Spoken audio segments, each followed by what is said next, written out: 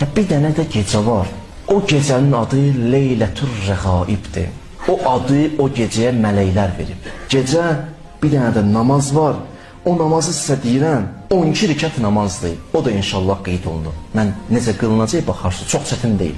O 12 rükət namazı 2 rükət qılırsan, hər namazı salamları deyirsən. Namazı qılıb qutarandan sonra deyir, bəndə əlin qaldırım, nə istəsə Allah verir. Bax dedim sizə, adı Leylətur Rəğaibdir. O gecənin bir qismi heç olmasa yatma. 1/3 hissəsindən sonra mələklər yığışır, deyirəm sizə. 1/3 hissəsindən sonra mələklər yığışır.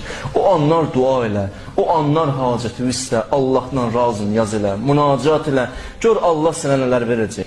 O gecəni oyaq qaldın, o günün orucunu tutdun, o qədər mələk sənin üçün dua eləyir, sən də qarşılıqlı elə. O gecə başda salavatlar deməyə mələklərə.